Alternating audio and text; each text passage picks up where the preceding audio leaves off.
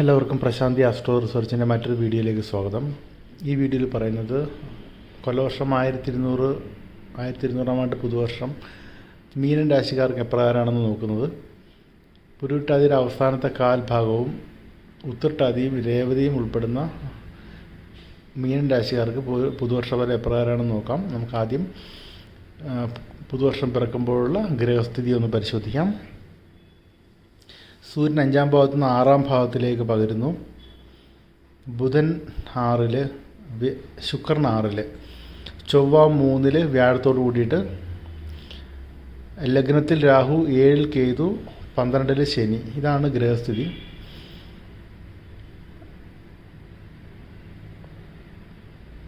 സൂര്യൻ 6-ൽ നിൽക്കുന്നത്, പാപന്മാരൊക്കെ 6-ൽ നിൽക്കുന്നത് നല്ലൊരു ഫലമാണ് തരുന്നത്. അപ്പോൾ 6-ലേക്ക് സൂര്യൻ്റെ ട്രാൻസിറ്റ് വളരെ നല്ലതാണ്. അപ്പോൾ അങ്ങനെ ഒരു പ്രതീക്ഷാ നിർഭരമായൊരു തുടക്കമാണ് ശരിക്കും പറഞ്ഞാൽ ഈ മീനൻ രാശിക്കാർക്ക് ഈ കൊല്ലവർഷം ആരംഭത്തിലുള്ളത്. അപ്പോൾ ഈ ഒരു ഏപ്രിൽ മാസത്തിൻ്റെ അവസാനം മുതൽക്ക് ഇവർക്ക് 3-ലേക്ക് വ്യാഴം, അതായത് 3-ലെ വ്യാഴം മുറവിളി കൂട്ടും എന്ന് പറഞ്ഞ പോലെ 3-ലേക്കാണ് വ്യാഴം വന്നിരിക്കുന്നത്. അപ്പോൾ ഇവർക്ക് തന്നെ മനസ്സിലാവും ഏപ്രിൽ അവസാനത്തോടുകൂടി എല്ലാവരോടും പരാതി പറയും, എനിക്ക് അങ്ങനെ പ്രശ്നങ്ങളുണ്ട്, ഇങ്ങനെ പ്രശ്നങ്ങളുണ്ടെന്നൊക്കെ പറഞ്ഞ് പരിഭവങ്ങൾ പറഞ്ഞ് എല്ലാവരോടും പറഞ്ഞു നടക്കുന്ന ഒരു സമയമാണ് ഇവരെ സംബന്ധിച്ച് നടക്കുന്നത്. അതിൻ്റെ കാഠിന്യം വർദ്ധിപ്പിക്കാനായിട്ട് ശനിയുടെ അവസാന ഭാഗവും നടന്നുകൊണ്ടിരിക്കുന്നു, ശനിയുടെ ആദ്യ ഭാഗവും നടന്നുകൊണ്ടിരിക്കുന്നു. ഇവർക്ക് ശരിക്കും പറഞ്ഞാൽ ഈ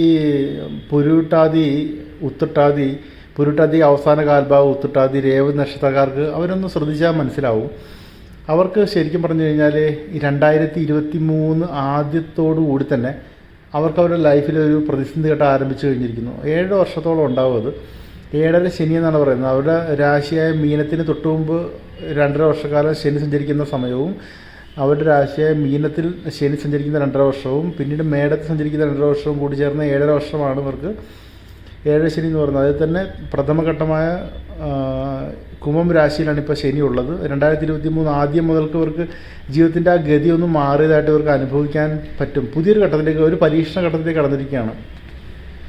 ഒരു സ്ത്രീയെ സംബന്ധിച്ചിട്ട് പ്രസവമാകട്ടെ, ഒരു പുരുഷനെ സംബന്ധിച്ചിട്ട് ഒരു കുടുംബത്തിലുള്ള എന്തെങ്കിലും പ്രശ്നങ്ങളോ, എന്തെങ്കിലും ഒരു കാര്യമായ പ്രശ്നങ്ങളോ ഉത്തരവാദിത്തം ഏറ്റെടുക്കേണ്ടി വരിക, അതിൻ്റെ പുറകെ നടക്കുക, അങ്ങനെയൊക്കെ ഒരു ഫലങ്ങൾ ഒരു ലോങ് ടൈം ഇവർക്ക് കാത്തിരിപ്പുണ്ട്.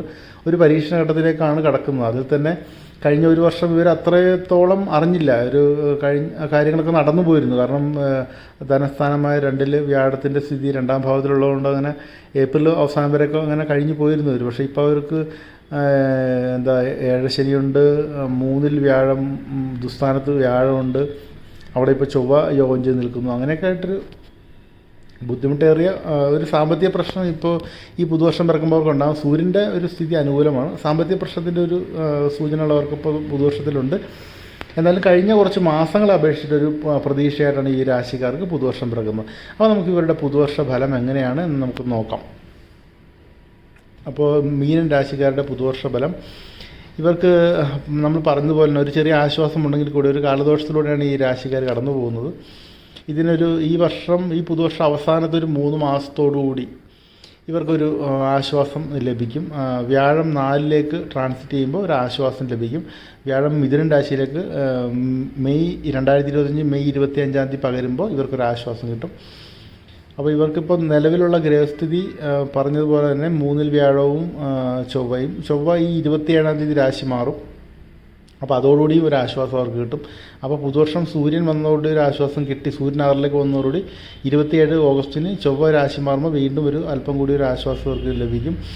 ഇവർക്ക് ജന്മത്തിൽ രാഹു നിൽപ്പുണ്ട്, 7-ൽ കേതു നിൽപ്പുണ്ട്. അപ്പോൾ ഇവരുടെ റിലേഷൻഷിപ്പ്, ഇവരുടെ ഭാര്യാഭർത്തൃ ബന്ധം, അങ്ങനെയുള്ള ബന്ധങ്ങളൊക്കെ തകിടം മറിക്കുന്ന ഒരു ഗ്രഹസ്ഥയാണ്. അതുപോലെ തന്നെ ആരോഗ്യ പ്രശ്നങ്ങൾ, പിന്നെ രാഹു ജന്മത്തിൽ നിൽക്കുമ്പോൾ ആരോഗ്യ പ്രശ്നങ്ങൾ വരാം. കേതു 7-ൽ നിൽക്കുമ്പോൾ റിലേഷൻഷിപ്പിൽ പ്രശ്നങ്ങൾ വരാം. ബിസിനസ് പാർട്ട്നേഴ്സുമായിട്ട് പ്രശ്നങ്ങൾ വരാം. ശനി 12-ൽ നിൽക്കുമ്പോൾ ഇവരുടെ കരിയറിനും ഫിനാൻഷ്യൽ ഗ്രോത്തിനൊക്കെ ഒരു ഡാമേജ് സംഭവിക്കാം. അങ്ങനെ ഇവരുടെ ഭാര്യയുടെയും കുട്ടികളുടെയും മാതാപിതാക്കളുടെയും ആരോഗ്യത്തിന് പോലും ആ ഒരു ഗ്രഹസ്ഥിതികൾ മോശമായിട്ടാണ് കാണുന്നത്. നമ്മുടെ മെഡിക്കൽ എക്സ്പെൻസുകൾ ഒരുപാടായി കൂടി വരിക, ഉറക്കം ബുദ്ധിമുട്ടാവുക, അങ്ങനെ ഇവരുടെ പ്രണയ പങ്കാളിയായിട്ടുള്ള ബന്ധമൊക്കെ താറുമാറാവുക, അങ്ങനെയൊക്കെയുള്ള ബുദ്ധിമുട്ട് നമ്മൾ നേരത്തെ പ്ലാൻ ചെയ്ത് വെച്ച് എന്തെങ്കിലും വീട്ടിലെ ഫംഗ്ഷനുകളോ അതൊക്കെ മാറ്റി വയ്ക്കേണ്ടതായിട്ട് വരിക, അല്ലെങ്കിൽ ക്യാൻസൽ ചെയ്യേണ്ടതായിട്ട് വരിക. ജോലിയിലുള്ള വർക്ക് പ്രഷറും ടെൻഷനൊക്കെ കൂടി വരിക, എന്താ പറയുക, ഒരു തരത്തിലുള്ള ഒരു പുരോഗതിയും ഇവർക്ക് പ്രതീക്ഷിക്കാൻ വേണ്ടി കഴിയില്ല. ഒരു 9 മാസത്തേക്ക് ജോലിയിൽ പ്രശ്നങ്ങൾ തന്നെയായിരിക്കും. എന്തെങ്കിലും ഒരു പ്രശ്നം ഇവർക്കിപ്പോൾ ഈ ഒരു ഏപ്രിൽ മാസത്തോടുകൂടി എന്തെങ്കിലും ഒരു പ്രശ്നം ഇവരെ പുതുതായിട്ട് വേട്ടയാടിയിട്ടുണ്ടാകും. നേരത്തെ ഉണ്ടായിരുന്ന പ്രശ്നം, നേരത്തെ ഒരു പ്രശ്നം ഓൾറെഡി ഉണ്ട് ഇവർക്ക്. 2023 വരെ ഒരു പ്രശ്നം ഒരു ദീർഘകാലത്തേക്ക് ആരംഭിച്ചു കഴിഞ്ഞു. പക്ഷേ അതുകൂടാതെ തന്നെ എന്തെങ്കിലും ഒരു ടെൻഷൻ, ഉറക്കം പോകുന്ന രീതിയിലുള്ളൊരു പ്രശ്നം ഇവരെ ഇപ്പോൾ ഈ ഒരു ഏപ്രിൽ മുതൽ അലട്ടുന്നുണ്ടാവണം. അപ്പോൾ അതിന് ചെയ്യേണ്ടത് ശ്രീകൃഷ്ണ സ്വാമി ക്ഷേത്രങ്ങളിലൊക്കെ വഴിപാടുകൾ സമർപ്പിക്കുക. വ്യാഴാഴ്ചകളിലൊക്കെ നവഗ്രഹ ക്ഷേത്രങ്ങളിൽ വ്യാഴാഴ്ച പോയി ദർശനം നടത്തുന്നതൊക്കെ വളരെ നല്ലതായിട്ട് വരും. ഇവർക്ക് പണമൊന്നും സേവ് ചെയ്യാനായിട്ട് കഴിയില്ല. ഒരു രീതിയിലുള്ള റിസ്ക്കുകളും ബിസിനസ്സിൽ എടുക്കരുത്. എടുത്താൽ ഫിനാൻഷ്യൽ സിറ്റുവേഷൻ വളരെയധികം അഫക്റ്റ് ചെയ്യപ്പെടും.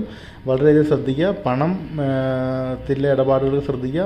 വഞ്ചിതരാകും. ഊഹക്കച്ചവടവും സ്റ്റോക്ക് മാർക്കറ്റ് ആകുന്നു ആ ഭാഗത്തേക്ക് പോലും പോകാൻ നിൽക്കരുത് ഈ രാശിക്കാർ കുറച്ച് കാലങ്ങളിലേക്ക്. അപ്പോൾ ഇവർ ഈ പ്രശ്നങ്ങളൊക്കെ മാറുന്നതിന് വ്യാഴാഴ്ച ദിവസങ്ങളിൽ ഒരു ദിവസം നോമ്പെടുത്തതിന് ശേഷം ശ്രീകൃഷ്ണസ്വാമി ക്ഷേത്ര ദർശനം നടത്തി വഴിപാടുകൾ നടത്തുന്നത് ഈ പറഞ്ഞ 3-ലെ വ്യാഴത്തിൻ്റെ ആ ഒരു ബുദ്ധിമുട്ടുകൾ മാറുന്നതിന് സഹായിക്കും.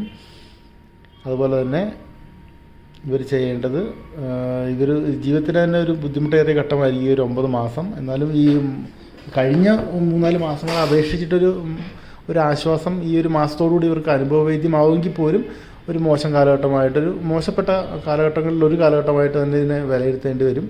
ഹനുമാൻ ചാലിസ, ആദിത്യ ഹൃദയം എന്നിവ ശ്രവിക്കുന്നതും വായിക്കുന്നതും ഇവർക്ക് ഗുണകരമായി തീരും. ആദിത്യ ഹൃദയം ഞായറാഴ്ച ജപിക്കാൻ ശ്രദ്ധിക്കുക. 3 തവണ ജപിക്കാനായിട്ട് ശ്രദ്ധിക്കുക കുളി കഴിഞ്ഞതിന് ശേഷം.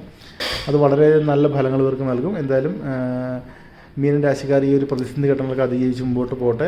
അടുത്ത വ്യാഴത്തിൻ്റെ 4-ലേക്കുള്ള മാറ്റം ഇവർക്ക് ഒരു ശോഭനമായൊരു ആശ്വാസം നൽകും. അപ്പോൾ തീർച്ചയായിട്ടും തളരരുത്, മുമ്പോട്ട് പോവുക. യഥാശക്തി വഴിപാടുകൾ ശ്രീകൃഷ്ണസ്വാമിക്കും ഒക്കെ സമർപ്പിച്ച് മുമ്പോട്ട് പോവുക. നിങ്ങൾക്ക് എല്ലാവിധത്തിലുള്ള പ്രതിസന്ധികൾ നേരിടാനുള്ള ധൈര്യവും ആത്മധൈര്യവും ഈശ്വരൻ തരട്ടെ എന്ന് പ്രാർത്ഥിക്കുന്നു. മുമ്പോട്ടുള്ള ശോഭനമായൊരു കാലഘട്ടത്തെ ഓർത്തുകൊണ്ട് ധൈര്യം മുമ്പോട്ട് പോവുക. നന്ദി, നമസ്കാരം.